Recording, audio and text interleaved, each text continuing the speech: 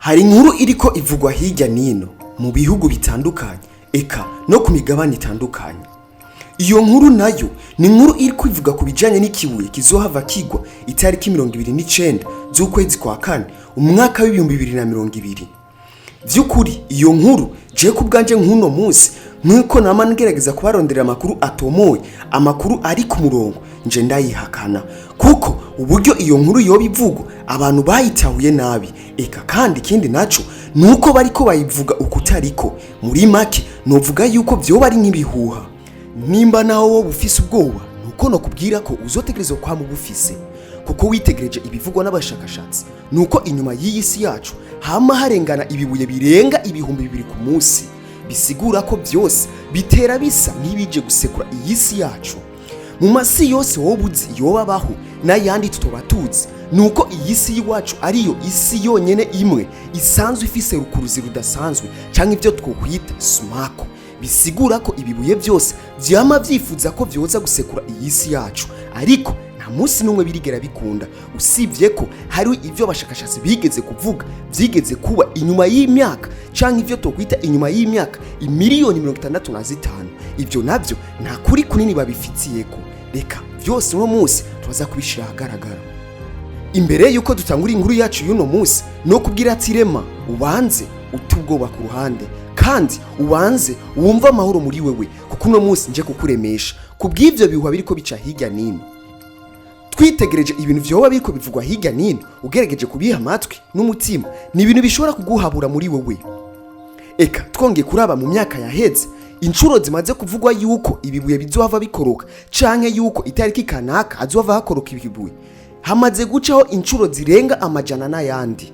Bisigura ko vyose vyama bivugwa ariko bakabitahura nabi. Abashakashatsi nibo bigeze kuvuga yuko inyuma y'imyaka miliyoni 65 huko higeze kugwa ikibuye kivuye hejuru kigwa ngaha ku isi yacu. Bagakeka ko ico kibu gishobora kuba caguye mu gihugu ca Mexique ahitwa Yucatan. Ariko iyo nkuru vy'ukuri nta mvyemeza bayifiseko, kuko nivyo bakeka ko ico kibuye mu myaka gishobora kuba caguriye ngaha ku isi arico gishobora kuba caratumye ibikoko vya dinosaur bitakara, ariko nta cemeza bafise kuko iyo myaka ari myinshi. Ariko ino munsi ibihuha navyo bivuga yuko kuri ya tariki 29 z'ukwa kane umwaka nyene turimo yuko ico kibuye kizohava kigwa ngaha ku isi. Mbegaho ivyo bintu vyo bari byo?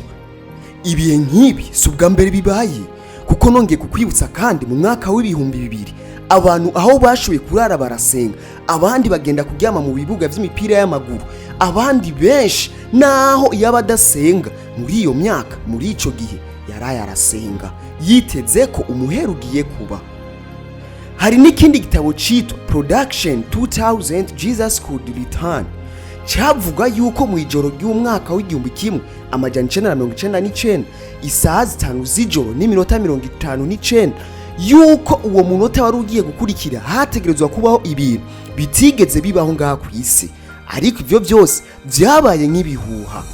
Reka tugaruke kwanza inyuma gato mu gihugu ca Amerika aho hari ishirahamwe ryitwa NASA. Iryo naryo rikaba rijeje kugenzura ikirere, rikaba kandi ariyo ryabaye ishirahamwe rya mbere ryatangiye gushika ku kwezi. Risanzwe rifise agashami gato kitwa NIAT, ako nako kakaba kajeje kugenzura amabuye yose ari mu kirere. Aho itariki 24 z'ukwezi kw'indwi mu mwaka w'1998 bashoboye kubona ikibuye kinini, kandi ico kibuye naco catera gisatira iyi si yacu. Ico kibuye bamaze kukibona carabateye ubwoba gose ku buryo baciye bacita code 52-76-8 bongera bagira izina y'uwo mwaka bari bakiboneyeko, umwaka w'1998 OR2. Nibisigura ko muri uwo mwaka nyene iryo buye ariho ryari ribonetse, ahubwo hari haheze imyaka 11 iryo buye ritaraboneka ryari ryaratakaye, kuko abavumbuzi ba mbere batangiye kurivumbura mu mwaka w'1987.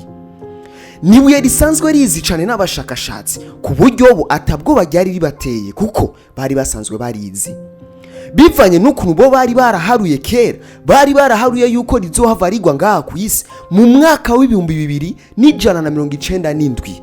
Bisigura ko mugerageje guharura hari hagisigaye imyaka myinshi kugira iryo buye rishike. Muri iyo myaka nyene bakiribona baragerageje kwiga ukuntu borisaturira mu kirere kugira ntiririnde gushika ngaha ku isi yacu, ariko ikintu basanze yuko ryohava ritera ingorane zidasanzwe kuri ino si yacu. Baragerageje kwiga bariga kugira bamenye vy'ukuri iryo buye aho rizoca kugira rigwe ngaha ku isi.